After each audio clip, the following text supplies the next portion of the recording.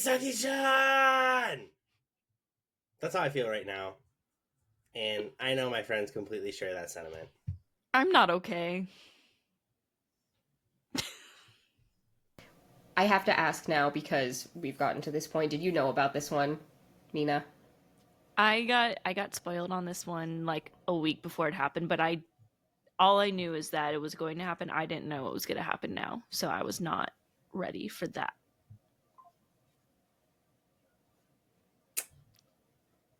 The pain train.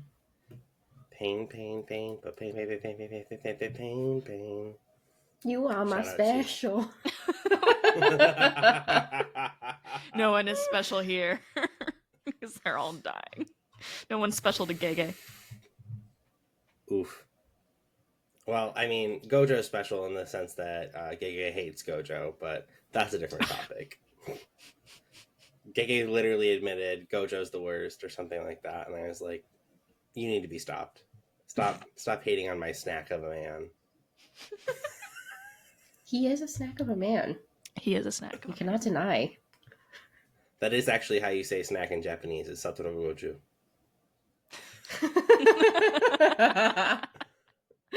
Oh, man. Yep. All right, well, let's just hop in because there's no point in avoiding this. So, this episode foreshadows the end pretty well. Nobara opens the episode. She says that she can't be the only one staying behind when everyone else is going head on into the fight. Mina, how did this scene hit you since you've cosplayed Nobara? And Emily, how did you feel this set this up in comparison to the manga? Oh, I mean, this is like, we're gonna get into it, but it's really hard to like watch some of this stuff as a manga reader knowing what's coming. And I sometimes feel as though having it animated and like elaborated upon almost makes it worse because you're like more endeared by the characters, but also it's like you know what's coming. So it almost feels like as a manga reader, like it you're just like waiting for like the shoe to drop. And it I don't know. Something about like getting to hear their voice and like getting insight into like some of their thoughts or like their memories like we do in this episode a little bit later on, like it just really makes it hurt more than a couple panels on a page. As much as the panels can also hurt, I think that it humanizes them more to like have the animation and to have like a genuine human voice behind that too. Like the anime just continues to elaborate upon what's been in the manga and continues to make it better and to make it shine as much as some of this stuff sucks. Yeah, I agree with you on that, Emily. Obviously, like I'm still not a manga reader on JJK, but like for the other shows that I've watched, when it comes to fruition on the screen, it's a very different feeling than when you see it, when you read it on a panel, because of that like emotional drive of the voice acting, the music, or lack of music sometimes. So I know the pain, just not in this situation as much. However, I actually was talking to some of my cosplay friends about this after this episode aired, to touch on what you asked me, Brian, about cosplaying her. First of all, I did not know this was going to happen when I cosplayed her at all. I had only been spoiled on one death in Shibuya, and that happened the week before this. But when you cosplay a character, like, and if anyone who's listening to this cosplays characters at all, you might understand how I feel. You feel, even if it's a character that you didn't necessarily like adore beforehand or whatever, you have like an emotional connection to them once you like cosplay them, because it's weird because like you put on the costume and it's like you're still who you are. It's just you're expressing yourself in a different way. When you go to like a convention or you do a photo shoot and you've got your friends and you've got a group of other JJK like cosplayers with you, like you feel all of a sudden like you are that person almost, and it feels weird. So to have cosplayed her so recently, I did her cosplay at the end of October, so it hasn't been that much time, to then find ourselves in this situation is like, it makes it hurt way more, honestly. Even though like Nobara I've always loved, but she's never been that high in my list of favorite characters. But now that I've cosplayed her, it just feels different. So it's like, man, now you're ripping my heart out.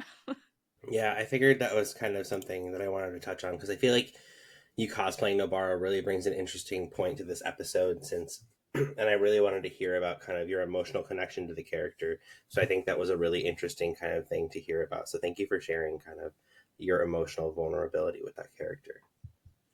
Now, we got to Itadori and Mahito still duking it out from the last episode, and Mahito, he's doing Mahito things, let's be real here, as well as Nobara versus Mahito. Now, this is something that we kind of experienced in Demon Slayer, the Swordsmith Village arc, where there's a lot of jumping around and there's a lot of moving parts. How do you feel that the studio is handling all of these moving parts, and how do you feel about the cohesion of the story right now? Do you feel like it's cohesive? Do you feel like we're kind of like jointed? Because I know that this can be kind of something that's difficult to follow because of how many moving pieces there are. I think the bouncing around of this arc has been my one like major complaint of it, and I don't think that it's poorly done or anything. I think it's just for me, especially as an anime only, I've found it hard to follow a little bit more than average because like I think my biggest issue is like we haven't seen like Mei Mei, who just met up with Geto, for like 7 episodes or something like that, and I know we're also getting close to the end, so it's more of a just like I feel like everything's kind of not getting wrapped up in any way, shape, or form. And this arc is a lot longer than something like Swordsmith Village was. So it I'm struggling a little bit. I don't think that it's because it's poorly done or anything like that. It's just my preferences. It's not cohesive to me. But that's not like that's just me. That's just who I am and what I look for in a show. And I even struggled a little bit in Demon Slayer, like especially when I read the manga for Swordsmith Village. I did not know what was going on the entire time. I finished the arc and I was like, okay, what just happened? So I still think it's a really well done season, and I've definitely gotten more into the show with it. But I'm struggling a little bit with how jumping around we are. I think that's so interesting because I actually disagree. I'm gonna, of course, disagree a little bit, but I personally am a big fan of like non-linear storytelling. So either something that like jumps between like the past and present. Like I love time traveling shows. I think that like Tokyo Revengers is a show that does that really well. And I've really enjoyed it. And I'm not a manga reader for that. That's one I'm an anime only for, and I'm not caught up. So I'm gonna need to get back on that. But from what I've seen, that show handles it really well. And like anytime you can play around with time, I just always find that really interesting. um and what's interesting here is like I don't even know if calling it non-linear is exactly correct because things are still happening like in sequential order. It's just that a lot of things are happening in a lot of different places at the same time. And I think that I think it's really cool because I think that it like lends a more realistic view to the chaos that's happening like in Shibuya right now, as in like it's not supposed to feel or like I think that these sorcerers went in not really expecting what it was going to be and weren't fully equipped or prepared for the war that essentially is happening. I don't know that they all fully grasped or like even had the concept of like what would begin to happen if something like Gojo getting sealed were to manifest. So I really really like the way that it's handled because even if it is confusing, it's like I think that that's very realistic. It's like, oh my gosh, like there's 10 different fights happening in 10 different places. What happened to Mei Mei or like whoever? What happened? Where's Panda and like the other guy after like, like all this like crazy shit and all these fights one after another keep happening. And that's like, to me, that's like why this is the Shibuya incident, because it was like too much for them to handle. So I feel like that's represented really well in like the chaotic shifts, and that like it is hard to follow a little bit because also it's like hard for our sorcerers that are there to follow. It's like poor Yuji is like in the middle of like 3 of them, but there's also like other people elsewhere like dealing with different shit that he doesn't even know about yet because it's just like geographically in different locations. So it's like this is a rough fight and like they're not winning. Like the good guys are not winning right now. So that's my opinion. I don't know. I really like the use of the chaos because I think it's real. Yeah, I don't think it's like poorly done or anything. I think it's done really well. It's just something that I have a hard time following because like to me it just I feel like I don't have any closure at all for like anything. Everything's been left up, and for me it's more of like a, because I don't know what's to come and I know there's only like 4 or 5 episodes left. I'm like are we gonna get any type of closure? I don't think so, and I have to just come to terms with that fact.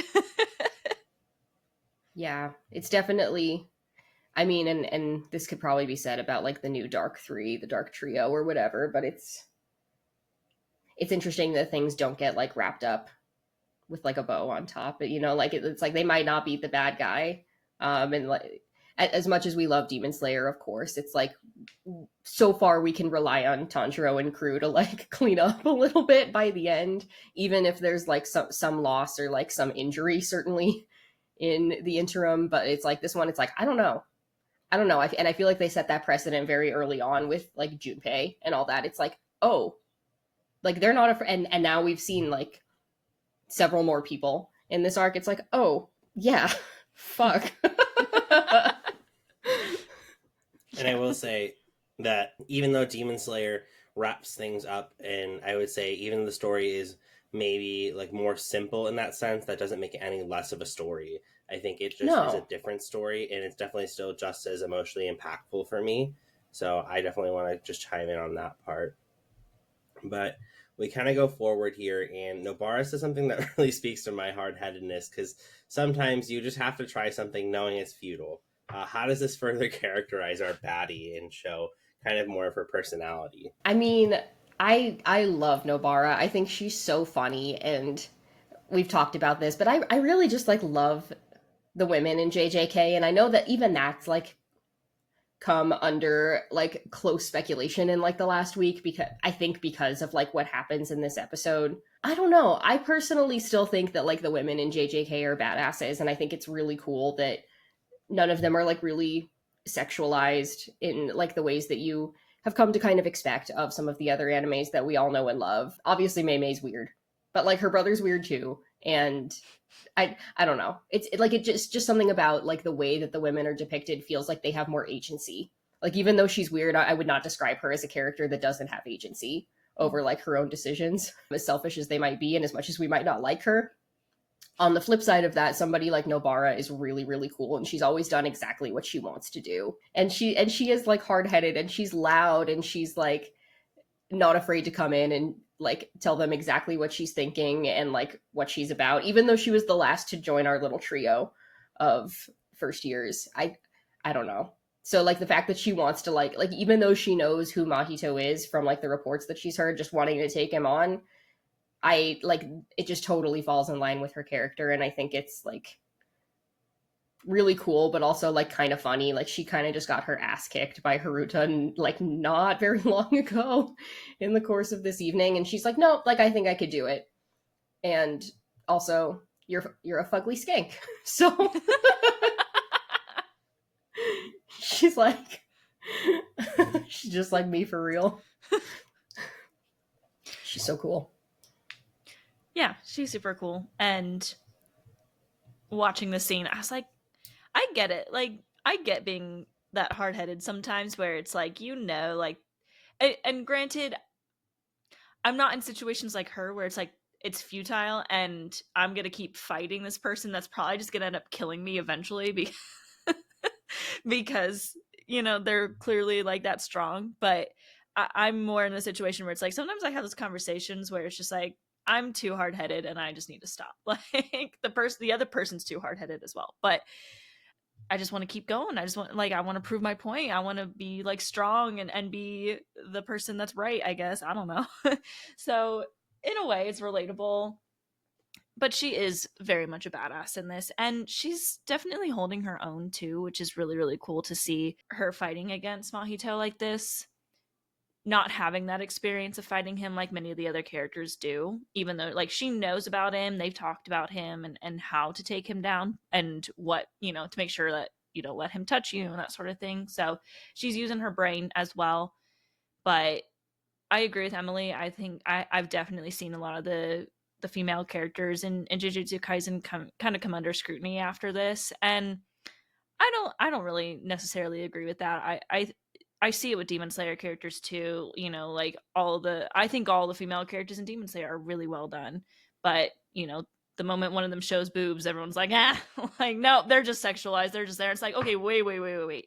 And it's the same with like JJK. It's like the moment one of them dies, it's like, They were just used as a vehicle for the main character who's a boy. And it's like, I think that's kind of a shallow way of thinking. I think that what Nobara went through in this episode showed just how important she was to the fight, in my opinion. Yeah, I think Nobara being so hard-headed is really interesting. I think she brings something else to the trio that neither Megumi or Itadori can kind of fulfill. So I think that's a really interesting kind of contrast she brings in kind of how she views enemies and how she views battles. So I think it's a really just kind of nice, refreshing take. Nonetheless, she does land a devastating blow against Mahito with her soul resonance, which was really cool. And let's just talk about the aftermath of her well thought through plan, from her nails to kind of Yuji beating the shit out of Mahito and everything in between. That was so satisfying to see Yuji beating the shit out of him. I was like, yes, do it. Go, go. Yes, yes. Do it. Do it. Yeah, yeah. I've never sat there and cheered more. But this kind of like, to back up what I just said about like the female characters in Jujutsu Kaisen and Nobara specifically, what she did, first of all, she was able to figure out that the Mahito that she was fighting was a double fairly quickly. And then the blow, like being able to do that and then affect the actual real Mahito to help, like if it weren't for her, Yuji would not have been able to do what he did there. And he's even thanking her. He knows that she is fighting, you know, and that she is helping him. And he's like, I wouldn't get there without you. And I think that just goes to show how strong she is. Kind of like Megumi, kind of like Yuji. It's like these are all first year students that are so freaking strong and have so much potential. And she's a badass. And I was like cheering so much during the scene because Yuji's just beating him down. Nobara is chasing after the double because like they start to run and it's just like there's chaos, but it felt like okay, like maybe the tables are turning. I mean, she came in, kicked ass, and took names, like, so much so that even Mahito, like, had this moment where he's like, oh, Yuji Itadori is not my only natural enemy. There's, like, somebody else with a technique that works really well against mine.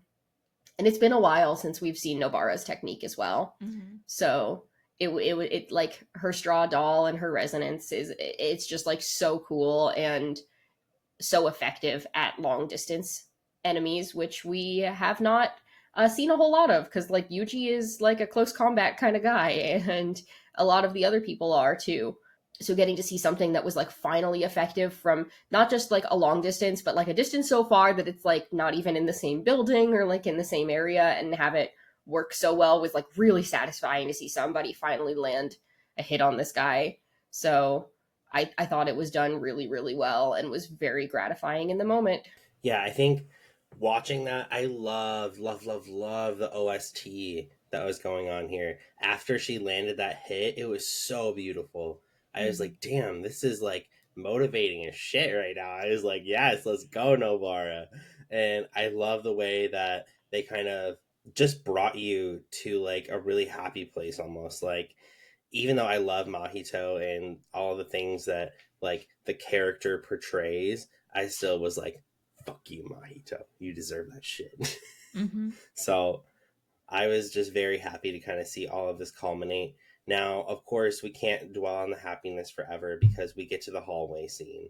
The chase ends and we see something so unfortunate, quite literal slap in the face. Yeah, this sucks. The whole time, like, watching this episode, I just remember thinking, like poor Yuji. Like, oh my god, poor Yuji. He's seen, like, so much stuff already. Like, our poor sweet boy, like, just needs to... He's just been around so much death, like, since episode 1. Like, starting with his grandpa, Junpei, Gojo got sealed, Nanami died right in front of him, Nobara is not necessarily confirmed dead, but things are not looking so good in this moment, and it's like I feel like you can generally like insinuate what has probably happened, and it's just like poor Yuji. But I also remember reading this scene in the manga, and at least in this episode, I'm not sure what they're going to do next week, but I will say it felt like they tried to give her a slightly gentler send off, because I felt like, I don't know, and we'll probably get to this in a bit too, but like the imagery that we know is coming was a bit softer, I think, than what we saw in the manga. I felt like it was more graphic. So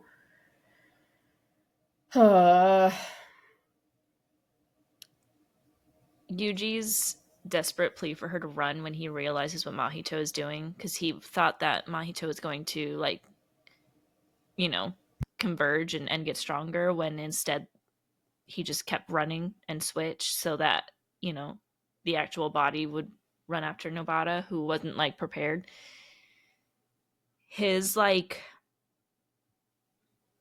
his plea for her to run, you guys know how much I like adore voice acting, and we talked a little bit about how like that's one of the reasons why I think things like this hit different in anime compared to manga, is because of how much emotion goes into the voice acting.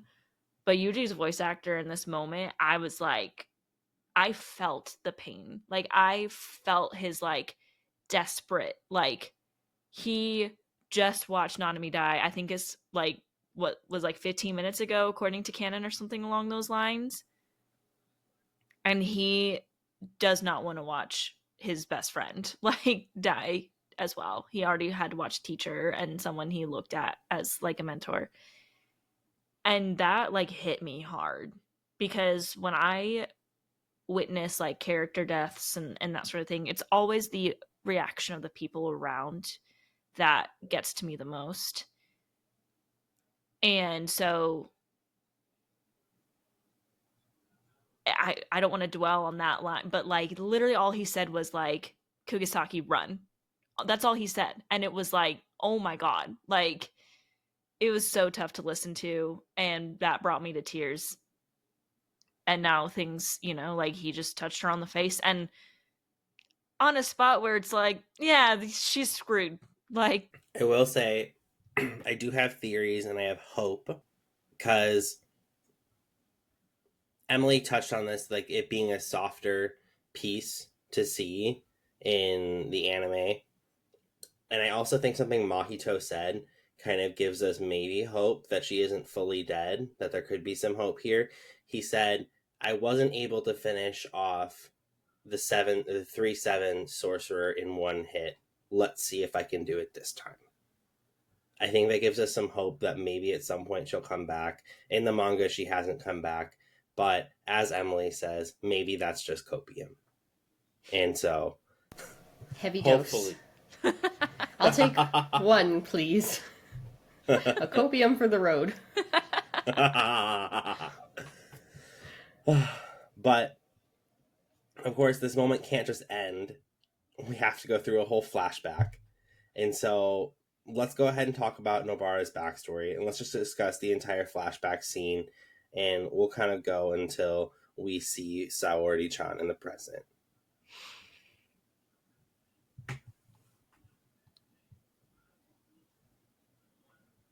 she was really kind, but in a funny way. She was very independent and strong-willed, but you know, there's this girl who's getting bullied for having a blue backpack, I think was, or was it red? I can't remember the color that like everyone thought was weird. And Nobara is just like, I'll take it. And like catches the girl. I was like, oh, that's so sweet.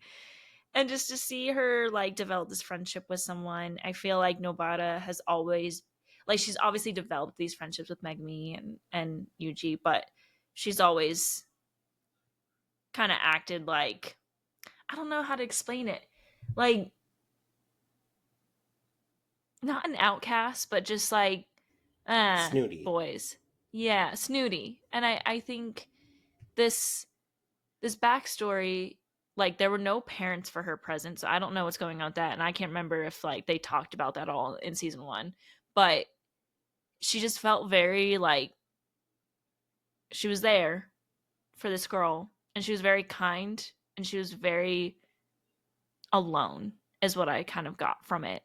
And it's really sad. Like I feel like she had like a really difficult childhood, and because of that she was kind to other people who had difficulties. And I think she, because of that, when she sees like groups of friends, she's more snooty with them, is kind of what I got from it. Yeah, this this flashback hurt. And it's interesting because even though we're like, I feel like based on the context you would like assume that this is like Nobara having like her life flashing before her eyes, but we're not hearing it from her mouth, which I thought was like very unique, that it's almost like something's happened and like these other two women that were like in her life at an earlier point are almost thinking about her in that moment, like invisible string theory or something like that. It's like they're like, oh, like I wonder how Nobara's doing like in this moment that things are not looking so well. I thought that was very different for this character, that like the flashback is coming from somebody else. And we've seen this flashback to like from Nobara's point of view. It was a while, I think it was in season 1, but like we've heard her talk about like Sayori before and like how devastated she was to like see what had happened and like how she was rejected by the people surrounding her. So it's interesting to see it from like the point of view of the people that adore her the most. So like seeing this like childhood friend remember what it was like to be like protected by somebody stronger, which is what she's gone on to Jujutsu High to try to do for like a greater scope of people. And like, you know, seeing Sayori like even as an adult, just reflecting on like, oh, she was like such a cute kid. It's like very, I thought it was very eerie, but like also very sweet. So maybe melancholy is the right word, that like in this moment it's like, I don't know, these other people are like thinking about her. I thought it was tasteful, but eerie. Yeah, I thought that this is a really interesting way to put it, because you're seeing someone really this lost connection, or you're seeing kind of how all these things work out. So it was just a very interesting way to kind of put this scene. Now, after kind of the flashback happens, we do cut to Saori, and she's at her office late night working, and she's actually wondering about Nobara. How did you feel knowing that this had lost their connection but still thought about each other in like kind of their final moments? I mean, I thought that this was like really tastefully and realistically done. Like I just mentioned, it's very eerie that it's like it was like something alerted them to be like, you know what, like I haven't thought about Nobara in a while. Like I wonder how she's doing.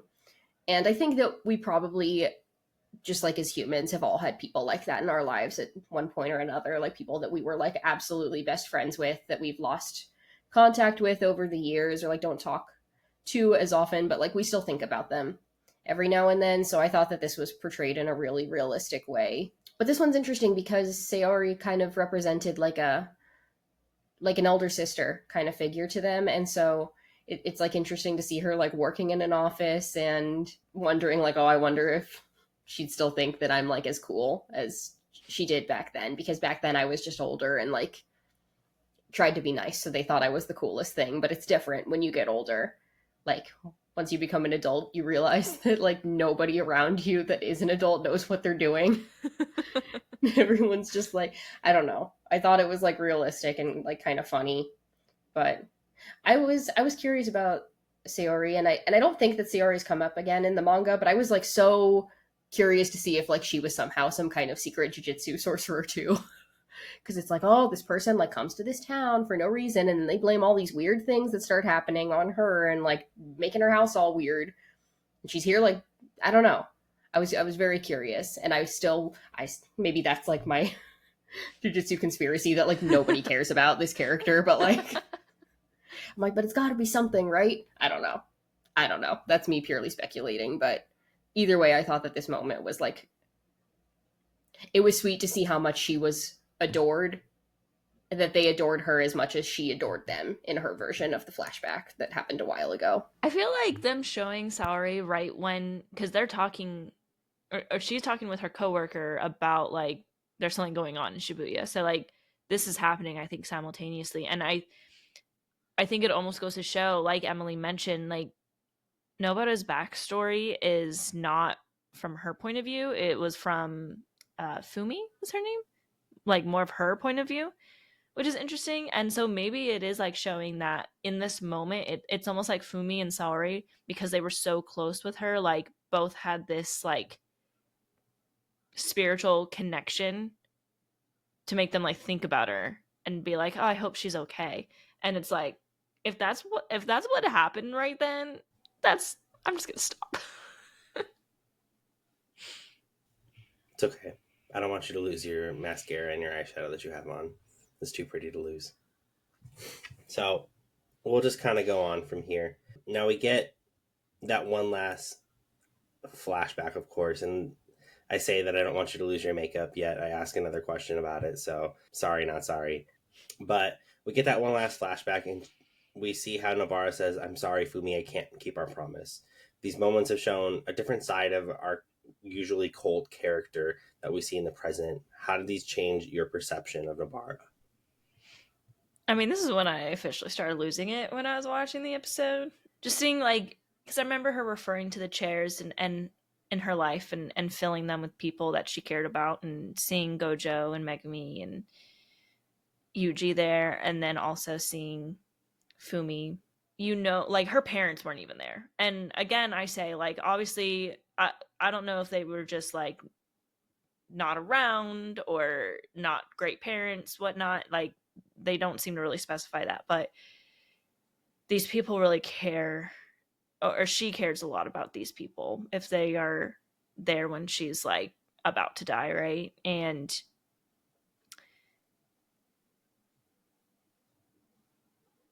something about a character saying like, sorry, I can't keep our promise, because they promised each other that when they got older they would all meet up again, you know, when she left for Tokyo, and left Fumi behind in that small village and was crying about it, and you know, saying like, let's meet up again, and let's do it with Saori. But in this moment, Nobara is like, I can't fulfill that promise. I don't know what to say. Yeah, this hurts. I thought that this was told really well from the friend's point of view, because there was like this very sweet moment of them remembering saying goodbye to Sayori like as children, and she's like, that was like the last time I saw Nobara cry, but she was like sobbing when she left. And then she's, you know, as she's like sending her off to Jujutsu High, she's like, I had this horrible thought that like, oh, she wouldn't cry for me the same way. And it seems that way because they're like a little bit older, but then like you see her turn around and she's losing it again. And it's like it's just pure, and it's like even if she's hard-headed and has like a very strong personality, she deeply deeply cares about her friends. And that's been true with like the new friends that she's made in Yuji and Megumi, but it's also true of these friends that are, you know, as old as her childhood. And she's the one who like initiated the promise in the first place. She's like, the next time we see each other, like, let's have it be all three of us. And now she's like the one that knows that she's breaking it, and there's probably nobody more disappointed by that than she is. And that really really sucks. You never know like when it's going to be the last time that you say bye to somebody. And so I think that like this scene is like a really nice but very sad convergence of like these other two people thinking about her, and Nobara as well having her life flash before her eyes in the same moment, like any regrets that she might have. I think that this is one of the biggest ones for her. Yeah, and kind of as you were saying, right, those little regrets. We see something that kind of contradicts that, but Nobara's final words being, life wasn't so bad. Fuck, dude. Yep. Took the words right out of my mouth. I don't know. Again, now that we're here and we're officially like at this scene where we see exactly what physically happens to her, I do think that this was done gentler than what we saw in the manga. We saw like from the front what happens to Nobara in the manga, and granted, like I do not know what we have in store for us next week, if they're gonna like shift the POV a little bit, which is possible. Part of me feels like there are probably some censorship requirements for like Japanese broadcast television. So we saw it obviously like from the back, and we can still tell that like whatever has just happened is very gruesome. And it's like these poor people just like don't deserve this. Like, we just saw this happen. We just saw Nanami's, like, horrific death. Now we're seeing Nobara as, like, the result of one touch from Mahito. And it's like these people have, like, these lives and these friends, and, like, they just don't deserve this, but this is, like, the cruel world that Jujutsu Kaisen exists within. And poor Yuji. That's, like, as I'm watching this, I'm like, as sad as this is about Nobara, if she's gone, she's gone, but Yuji's the one that still has to, like, do something and is still here and has to watch all of this. Like, it's just, like, so much. And there's a lot of people that are dropping the show now because they're like, I can't do this. They're like, who's next? So-and-so? And then all the manga readers are like...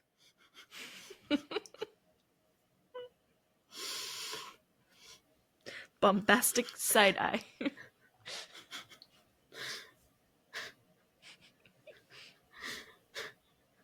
I have to laugh through the pain. Me too. I mean, it's not that bad after this. That's a lie. I'm sorry. That's a lie. It's not a good lie either, Brian. You're about as good at lying as Tanjiro is. Can't be that bad, right? Dear readers, it was that bad. Oh, boy. One of my friends brought up, and I hadn't thought about this, both Nanami and Nobara had to, when they were about to die, like literally like mere seconds away, they had to kind of be like, say a positive thing to Yuji so that they didn't turn into curses that he had to fight. And I hadn't thought about that. I kind of forgot like the rules of how that worked. And I think it's like something along the lines of like, if someone gets touched by Mahito and is like begging to come back or whatever, like they'll just turn into curses, and they had to kind of like just give him positive words in order to make it so that he didn't have to fight them and kill them. Like,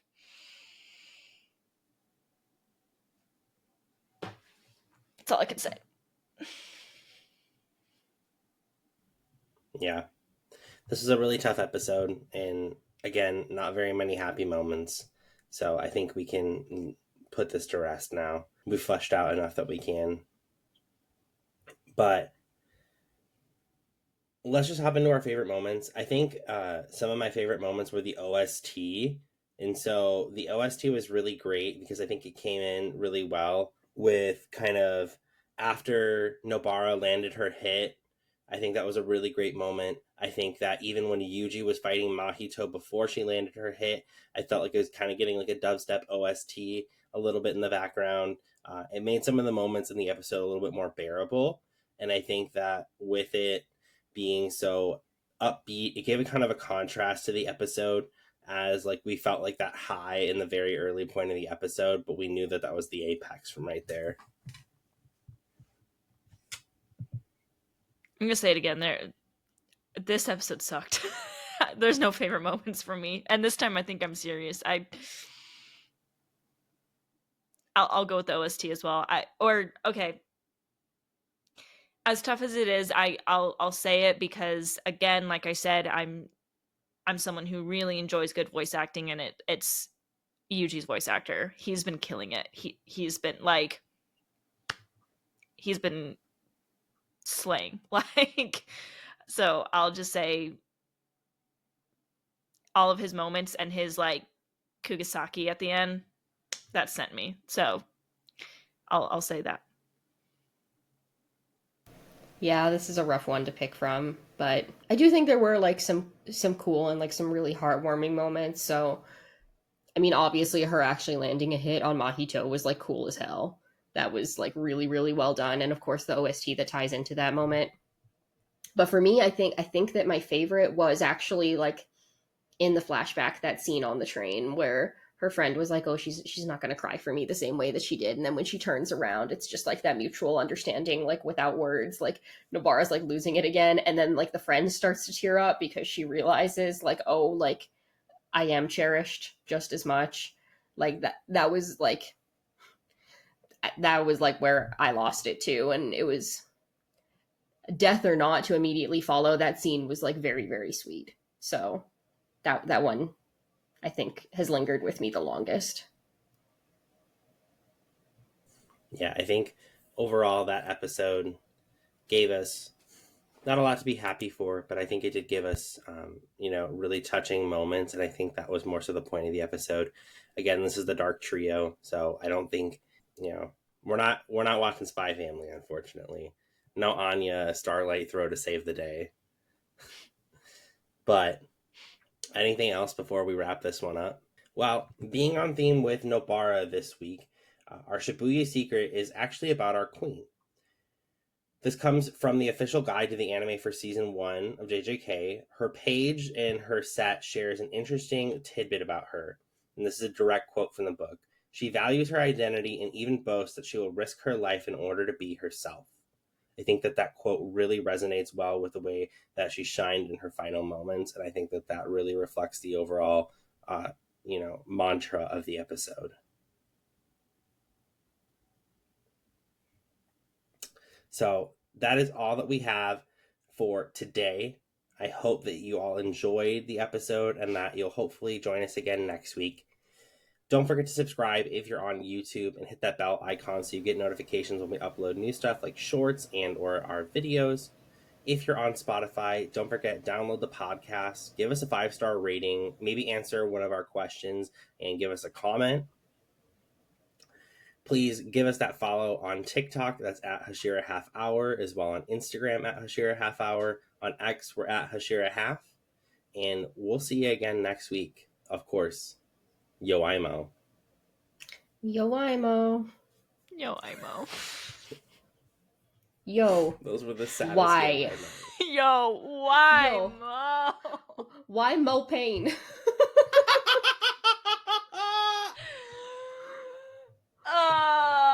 Oh, God. Stop it. There are no Megan the Stallion noises needed for this. Yes, Megan the Stallion noises. All you see is Megan the Stallion popping out the background next to Sakuna. Megami the Stallion. Oh, no! Okay. Oh, All right, y'all.